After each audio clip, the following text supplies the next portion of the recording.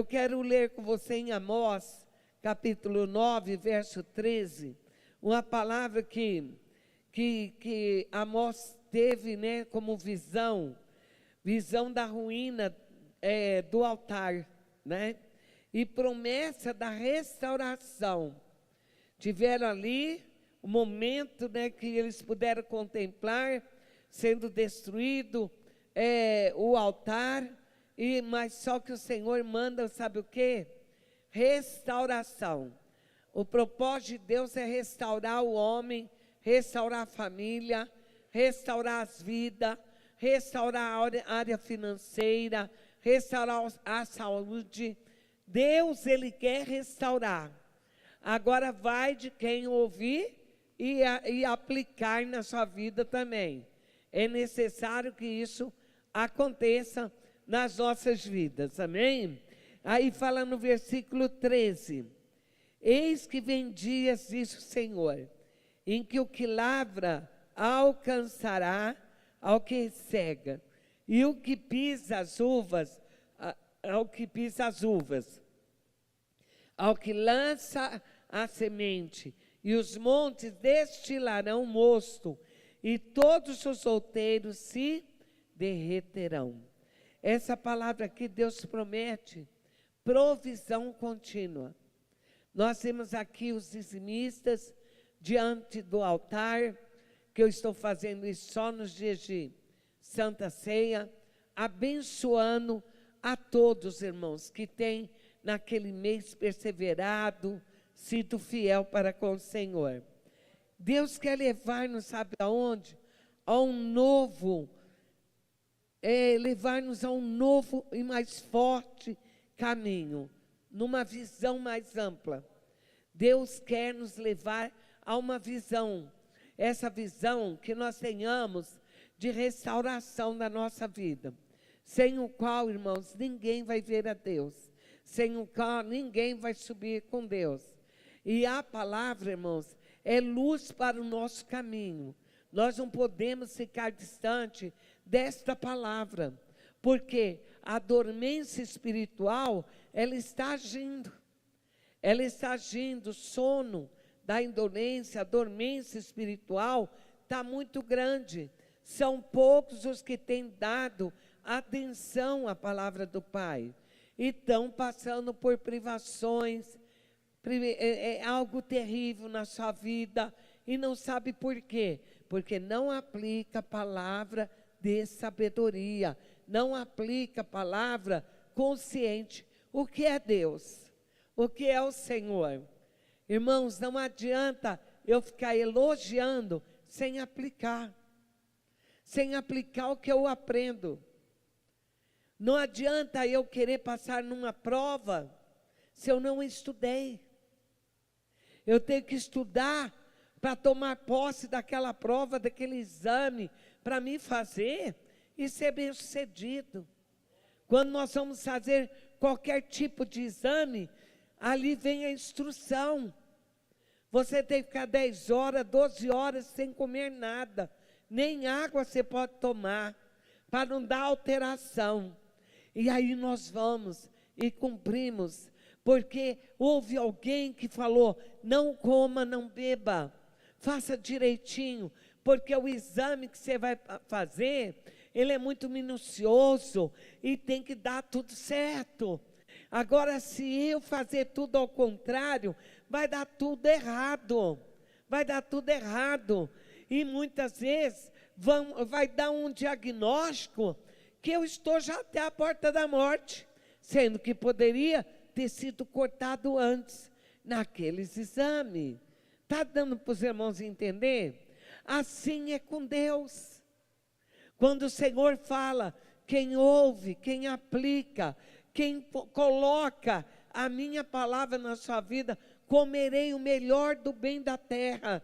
Se você me obedecer, se você crer, você vai comer o melhor do bem da terra. Porque o melhor do bem da terra está faltando na vida de muita gente, irmãos. Que falta crer, falta acreditar que Deus pode, falta acreditar que Deus é o autor da bênção, que Deus é aquele que abre a janela sim, é aquele que abre comportas, é aquele que abençoa, é aquele que vela pelos seus filhos enquanto ele dorme. Enquanto ele está dormindo, o Senhor está velando, o Senhor está cuidando. Nós ouvimos um testemunho da Marina aqui sobre o seu filhinho. Talvez se ela estivesse numa vida errada correndo por aí, ela não teria seu filhinho hoje, mas Deus deu o quê? Um presente de honra, porque estava no altar, fazendo a vontade do Pai, alegrando o coração da igreja. Está dando para os irmãos entender? Restauração começa por nós. Deus tem poder de restaurar? Tem. Ele tem poder de colocar por terra ruína da miséria, ruína da doença, ruína da impossibilidade, ruína daquilo que você vê, não tem mais jeito. Deus fala, eu coloco por terra e abro madre, eu abro porta, eu abro janela, eu faço nova todas as coisas. É Deus que fala. Aí diz assim, olha, Ele quer que você extraia dele tudo do que você necessita. É seu desejo que haja um fluir contínuo de bênção para a sua vida. Ele quer que você tome parte disso. Quando o Senhor Jesus, Ele olha para os discípulos desanimados, os discípulos lá, pescaram a noite inteira, não colheu nada, nenhum peixe. Todos tristes, frustrados. A pior coisa é frustração. Frustrados. Aí o Senhor Jesus mandou eles de volta para o mar. Eles estavam cansados. A noite inteira trabalharam e não pescaram nenhum peixe. E o Senhor Jesus viu a tristeza, viu a amargura, viu o pensamento, eu tenho que manter minha família, tenho que pagar meu aluguel, tenho que fazer isso, tenho que fazer aquilo. O próprio Senhor Jesus diz para ele, volta em alto mar e lança a rede. O que os discípulos falaram, irmãos? Olha, pescamos a noite inteira, estamos cansadas, nada conseguimos até agora. Mas sobre a tua palavra nós vamos lançar a rede. Sobre o que você falou, sobre o que você diz, Pai. Eu vou lançar a rede. E eles voltam em alto mar. Talvez até no caminho, não está escrito isso, mas talvez no caminho sempre tem um que critica. Aonde o mestre está com a cabeça, estamos cansados, estamos com sono. Estamos cansados, enfadados, cansados, frustrados. Hoje o mar não dá para peixe. Hoje o mar não vai dar para peixe. Porque está tudo calmo. Nada acontece. Mas sobre a palavra, então nós vamos lançar a rede. E volta. E quando eles lançam a rede, o que acontece? Quando eles vão puxar, não consegue. Era tanto, que eles começaram a gritar lá do meio do alto mar, gritando os que estavam parados, venham nos ajudar, porque as redes estavam se rompendo. Sabe o que é? Estavam rasgando, estourando, de tanto peso que tinha naquela rede cheia de peixe. Mas foi sobre a palavra. A palavra de Deus, irmãos, ela não pode voltar vazia. A palavra de Deus, ela está provando para nós assim, a palavra, ela é luz para o nosso caminho, é luz para a tua felicidade, é luz para a tua prosperidade, é luz para a tua família, é luz para os seus negócios, é a palavra de Deus. Senhor, eu estou cansado, mas sobre a tua palavra eu vou lançar a rede. Eu vou voltar para a igreja, eu vou ser dizimista sim, eu vou fazer, vai acontecer, porque a tua palavra me garante, a tua palavra é luz para a minha vida, eu vou vencer. É isso que Deus está ensinando. Irmãos, nós necessitamos ouvir que Deus prometeu vitória contínua, provisão contínua. Provisão contínua. O que você está fazendo para se respaldar de tudo que nós estamos ouvindo? Armazenando alimento? O que vocês estão fazendo com o dinheiro, que dinheiro sumiu? E aí, como é que você está se virando com a situação? Você tem obedecido, né? Você obedece à voz do homem, à voz das autoridades, mas e a voz de Deus? Fala assim que estamos vivendo um tempo de restauração, em período de abundância das bênçãos que Deus prometeu enviar com estabelecimento do seu reino, sob o governo de Jesus, do Messias, prometido, profetizado, como nós estamos lendo, eis que vem dias, eis que vem dias, eis que vem dia de abundância, eis que vem dia que o homem vai colher aquilo que não semeou, aquele vai tomar aquilo que ele não pisou. Deus está mostrando, eu sou Deus da providência. Você toma posse disso? Você está tomando posse do que Deus tem para a tua vida? A tua bênção não vem pelo homem, a tua bênção vem de Deus. E a palavra que eu estou lendo não é um livro, apenas um livro, mas é a boca de Deus falando sobre a provisão. Eu sou o Senhor que dou a provisão no tempo certo, na hora certa, acontecem as coisas, porque o que você semeia, você colhe, mais cedo, mais tarde vai brotar. Tem uns que brotam muito rápido, mas tem outros que lançam semente em terra dura, aonde não é fofo, aonde a semente morre em cima da pedra, ela não tem para onde criar raízes. Aquela sementinha que era para ter brotado muito, não brotou. A culpa de quem foi? De quem foi? Foi de Deus? Foi do diabo? Não, foi do homem que não sabe semear. E Deus nos ensina a semear. A igreja tem que aprender a semear. Nós temos dizimistas, criança de berço, criancinha de 1 aninho, que pai já põe a fé, confiança e diz, meu filho será um dizimista, e é dizimista, e cresce abençoado dentro da escola, cresce obedecendo pastores, cresce na educação com os pais e os irmãos, porque houve semente que foi semeada com gratidão, porque quando Deus olhou para nós, Ele não nos deu o pior filho, Ele não nos deu filhos impossibilitados, Ele nos deu filho para sermos abençoados por eles, Você tem filhos, igreja? Como que está a vida do seu filho? Você já imaginou? Você tem semeado na vida do seu filho? Você tem plantado para ele colher? Semeado para colher?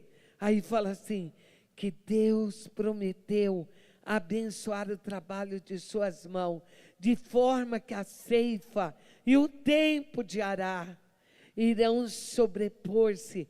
Deus aumentará tanto que você semeou no reino, a obra de Deus em todo o mundo, que haverá uma grande abundância em sua vida.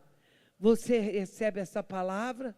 Quem vai receber essa palavra? Abundância na tua vida. Você não está esperando em governo, você está esperando em Deus. E a palavra que sai do altar, ela volta, irmãos, e vai, e jorra no coração da igreja toda. Irmãos, Deus é mais. Ele não é pouco, não é mais ou menos, Ele é mais. Ele é mais, Ele é muito mais. Diga ao seu vizinho, Deus é mais do que você imagina. Declare isso aos seus irmãos.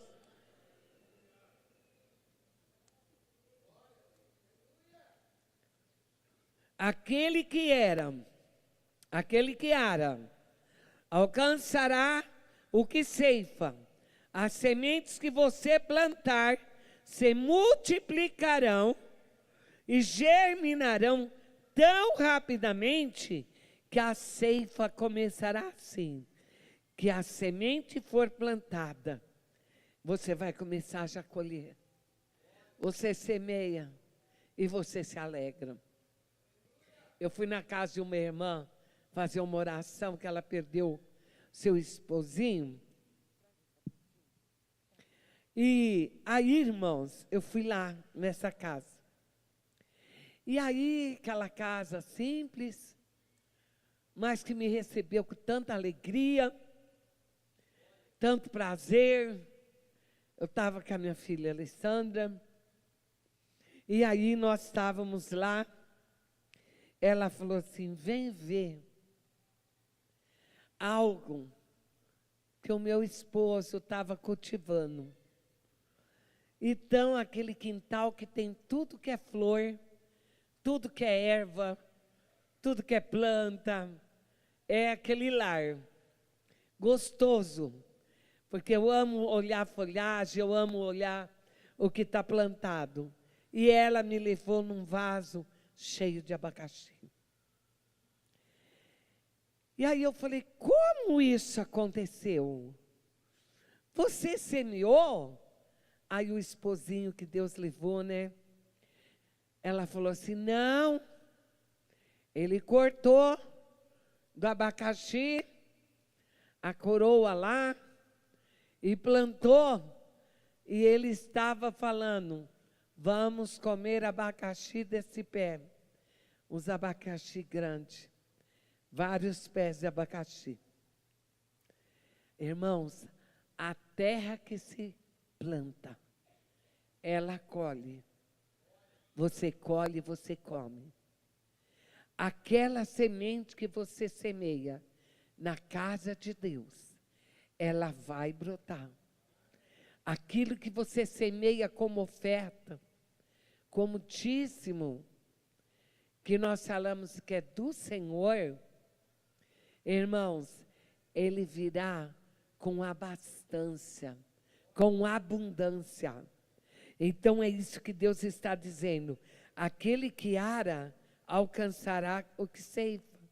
As sementes que você plantar se multiplicarão, germinarão tão rapidamente que a ceifa começará assim, que a semente for plantada. Você, do jeito que você semeia, você já põe no teu coração: eu vou colher, eu vou comer. Você sabe que uma tâmaras, tem uma história de quem planta a tâmara. Quem planta a tâmara não come ela. Não come ela. Ela semeia lá a semente, ela planta já sabendo que nunca ela vai comer, porque para dar os primeiros frutos, demora 90 anos. 90 anos. Mas aquele que planta a tamareira, ela está plantando para os seus filhos, para os seus netos, para os seus bisnetos. Quando você dizima na casa do Senhor, que é a tua semente de honra e de confiança em Deus, irmãos, muitas vezes você não está vendo, mas quem vai colher são os seus filhos, os seus netos, os seus bisnetos. Agora pensa numa grande tamareira que nós vimos lá, né, Joana? Aqueles cachos de tâmaras, a coisa mais linda do mundo, ruas de tâmara em Israel. Tem ruas de tâmara. Irmãos, aquele que plantou não comeu. Mas pensa na felicidade daquele filho, na felicidade daqueles netos, que declara e come e fala: quem plantou isso foi o meu avô, quem plantou isso foi meu bisavô, quem fez isso foi a minha avó, minha bisavó. Igreja, você tem família? Quem tem família que erga a mão. O que você tem feito em favor da tua família? Hoje eu dizia de um legado de manhã.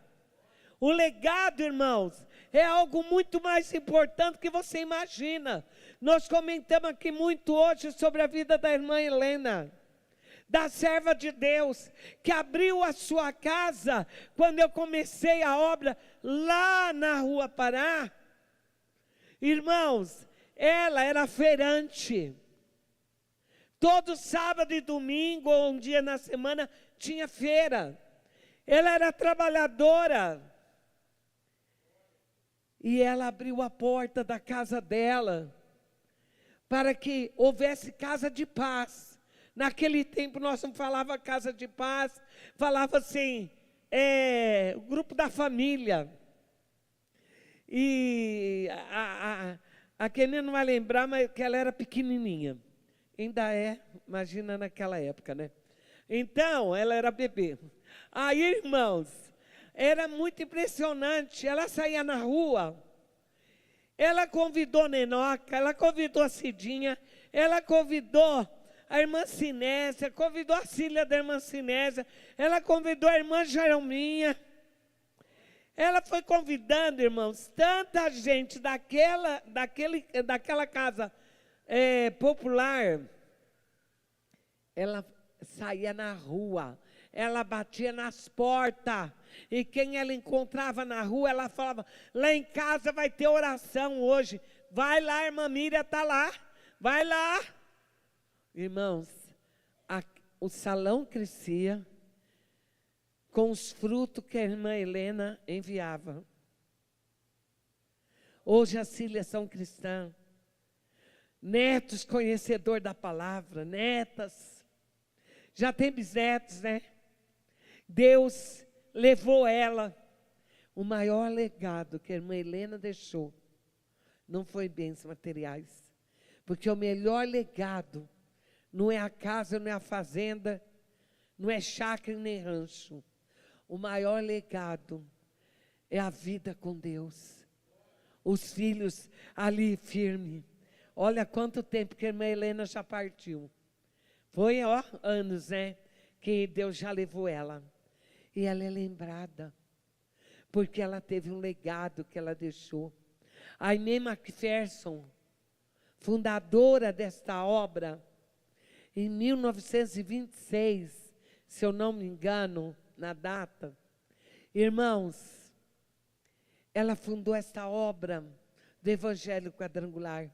Ela não viveu para ver a imensidade, como cresceu por todo o mundo esta obra. Então, irmão, nós temos que pensar que o nosso legado tem que permanecer. E não é casa, não é carro e nem dinheiro, porque casa vai dar briga com os filhos. Aqueles que não compraram, aqueles que não construíram, aqueles que não fizeram nada, não vai levar tanto respeitosamente o que um pai, uma mãe, um avô, uma avó construíam. Mas o que fica o legado, na vida espiritual de uma pessoa, ninguém tira. Não dá briga, não dá separação. Estou falando isso do fundo do meu coração. Talvez você luta tanto para deixar. Eu falo assim, do jeito que eu falei hoje aqui pela manhã, que o meu pai sabia que eu e o Paulo não tinha dinheiro para pagar a luz. E ele falou assim, quem casa que se vira. É duro, não é? Não é? Um pai, quem passou por isso? Será que só fui eu? Glória a Deus, tem um monte que passou comigo igual.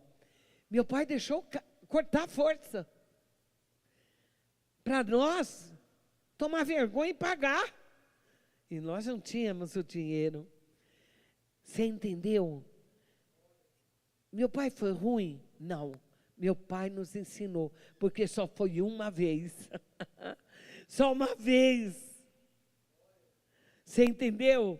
O que acontece nos dias de hoje, com os filhos do dia de hoje, que pais acham que legado é dinheiro, que legado é passar a mão na cabeça de filho. Errado, meu filhinho querido, minha filhinha querida.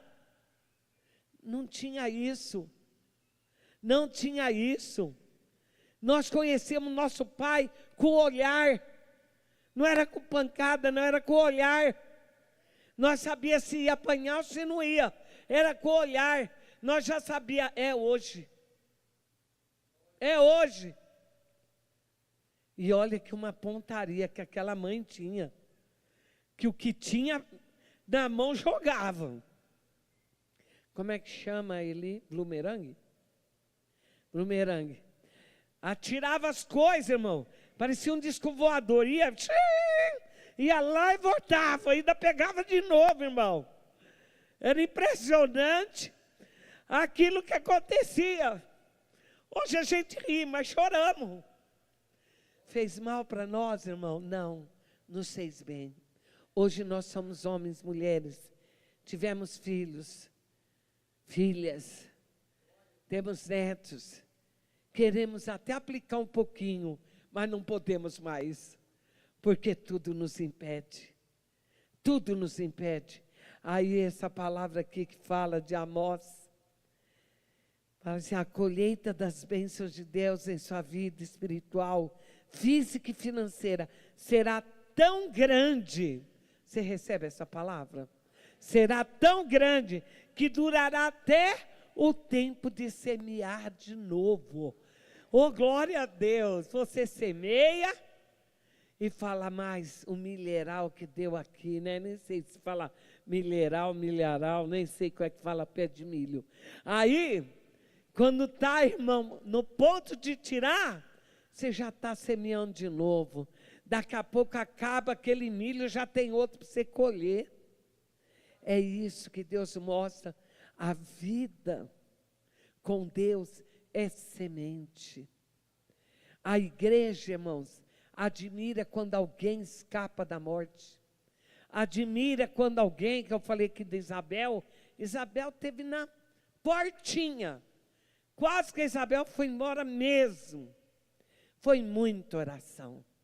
Mas a fidelidade estava ali. Pegou a arca, chorou, entregou a arca. Não conseguiu colocar, né, Isabel?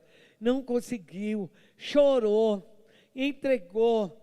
Fez voto com Deus, conseguiu, está aí com vida e saúde. Deus trouxe de volta. Quantos tiveram à porta da morte, Deus fez voltar? Sabe por quê? Deus viu a fidelidade sua. A tua fidelidade, né, Zelma? Zelma também teve na UTI muito tempo e voltou. Mas a fidelidade com Deus é tudo, irmãos, para a nossa vida. É algo que nos marca. É um legado com Deus. Amém? É um legado com Deus. Assim, aí fala assim, ó. A provisão contínua para as suas necessidades. E mais, não apenas as suas necessidades serão supridas, como também Deus aumentará o que você semeou no reino dele, para que você possa semear muito mais. Amém?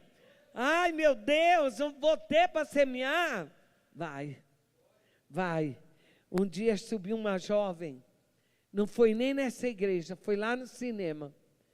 E aí elas estavam dançando. Essa jovem ainda dançava, era solteira, dançavam. E aí ela veio para o altar, porque eu falei assim, quem ia dizimar, fazer um voto com Deus e ser fiel nos dízimos. E ela veio. E ela falou assim, em cima do altar, de joelho no chão, me olhando, lembro até hoje, ela falou assim para mim, ó, pastora, o meu dízimo eu quero que chegue a 10 mil reais por mês. Foi um desafio muito grande. Muito grande. Eu olhei nela e você vê que ela é uma menina esforçada, mas que não ganhava mais do que R$1.000. Mas ela falou no altar. Hoje essa moça é casada, tem filhos sadios, lindos, e tem firma grande. Não está semeando aqui, deve estar semeando em outra igreja. Infelizmente é assim, aqui recebe a bênção, vai em outra igreja cumprir lá. Isso é triste para o pastor, que olha e que vê que recebeu tanto de Deus, mas na hora de devolver, devolve aonde que não foi. Orei muito, irmãos, e Deus honrou ela. Deus tem abençoado? Tem, porque ela fez um voto no altar. Amém? Assim que Deus quer da tua vida. Para de olhar, para de reparar, pare de assistir, sabe o quê? Pregações na internet, que não seja da tua pastora. Engraçado que eu vejo, eu abro, sabe, Valdeir, eu abro muito para ver como é que está a vida dos irmãos na rede social. E às vezes eu vejo lá pastor que eu nem conheço, dando dádiva àquela pessoa que nem conhece. E a pastora continua na mesma. Nunca pôs foto da pastora, do pastor que é seu, da sua igreja. Põe igreja de outros, mas a tua igreja você não põe. O que será? Será que é vergonha? Eu não sei. Deus sabe. Deus sabe. Entristece, pastora. Irmão, estou tão couro duro ultimamente, que eu não estou nem ligando mais. Sabe aquelas musiquinhas que fala, estou nem aí, estou nem aí? Ultimamente eu estou assim, estou nem aí, estou nem aí. Aquilo que é para vir, vem, e que Deus abençoa. Porque com um pouco de dizimista nessa igreja, tem levado essa igreja para frente. Deus tem honrado a fidelidade. E Deus quer honrar muito mais além a todos. Fique de pé neste momento. Sabe por quê? Quando o Senhor Jesus subiu ao Gólgota, foi entregue numa cruz, o próprio Deus não estava dando 10%. Ele estava dando tudo dele. Ele deu o seu único primogênito filho. O único filho. Ele não tinha 10 filhos. E para dizer, vou te dar você. Não, ele deu o único filho dele. O único. Era um só. Em prol da humanidade. Nós somos alcançados pelo amor que esse Deus teve e pela fidelidade dele para conosco. Ele olhou para nós com um olhar de amor e nos deu algo impressionante, que é a salvação da nossa alma. Essa salvação não tem preço. A salvação não tem preço. A salvação é tudo, irmãos, para nós. Você quer mais de Deus, irmãos? Seja fiel para com Deus. Deus vai ser fiel para com você. Amém?